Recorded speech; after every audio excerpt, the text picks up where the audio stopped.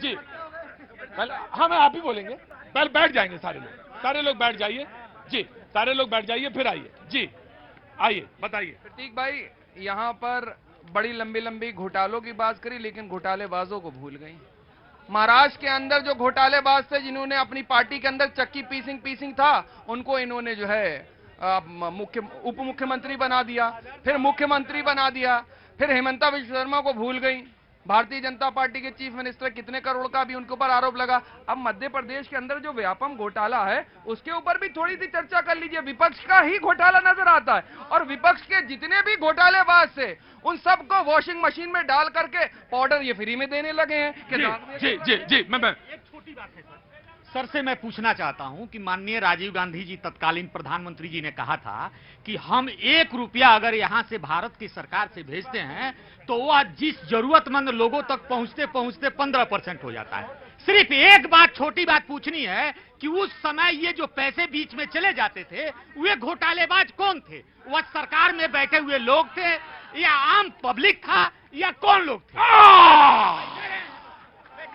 दया जी, बस यही काम आप गलत करते हैं।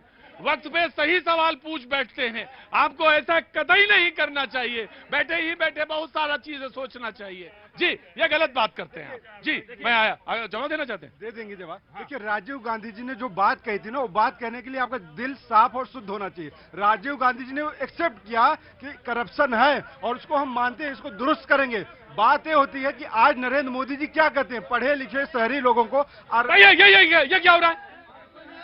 अब हम अंदर कैसे आ गए? भैया डिसिप्लिन रखो। चलो पीछे चलो, पहले मैं आ रहा हूं। जी, गार्ड साहब, तुम भी मजा लेने लगते हो डिबेट का? हाँ, काम हम सब धंधा भूल जाते हो। कहाँ के रहने वाले हो? कन्नौज सर। कहाँ के? कन्नौज। जोर से बोला करो। कहाँ के? कन्नौज। कन्नौज के हो? है इत्र वाली जगह भूल जाते हो। कहाँ से आए हो? हाँ जी, हाँ जी, बोलिए।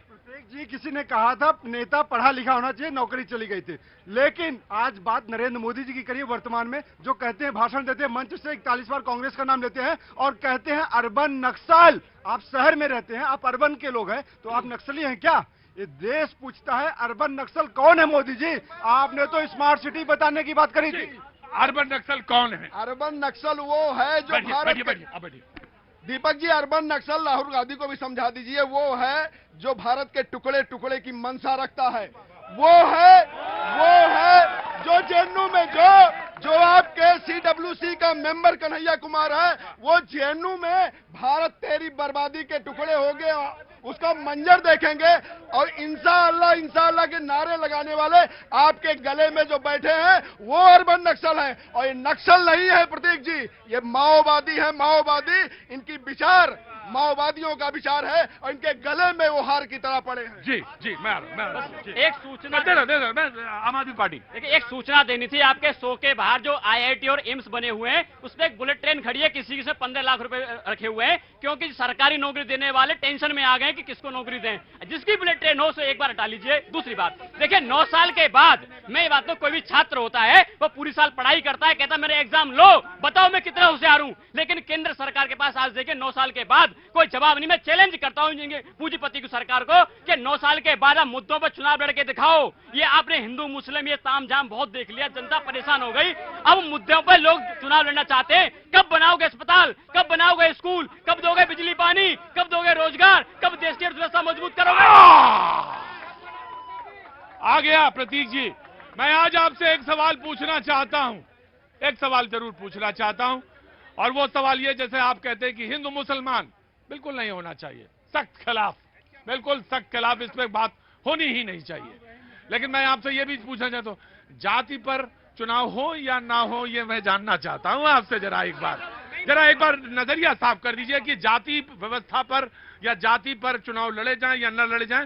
बाकी जनगणना तो हो, अच्छी बात है। देखिए, चुनाव जाति पे होने ही नहीं चाहिए, चुनाव होने चाहिए मुद्दों पे। जो आम लोग हैं, 140 करोड़ लोग हैं, उनके मुद्दों पे चुनाव होंगे। कोई नेताओं के पास कोई काम नहीं करते। बस मैं इतना ही जानना चाह रहा था, बस इतना ही जानना चाह रहा था। जी, मैं आ गया। जी, कहां से आए? कानपुर से। बहुत दिनों बाद आए। जी बोलिए। सर, मैं एक ही बात पूछना चाहता हूँ। बड़ी दफा डिबेट देखी है, भाई साहब उधर बोल रहे थे, जो बीजेपी वाले हैं इधर, मैं सीधा सीधा बोलना चाहता हूँ।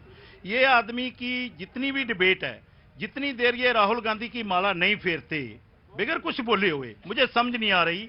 राहुल गांधी कभी पावर में आए ही नहीं, जब भी बात करते हैं उसी करते हैं। अगर उसके पास कुछ नहीं नजर आ रहा तो उसकी माला क्यों पकड़ते हैं बार बार? अगर राहुल गांधी की किसी तरफ से इसको घबराहट नहीं है। अब सीधी बात बताऊं, अब नीचे से इनकी चेयर खिसक रही है।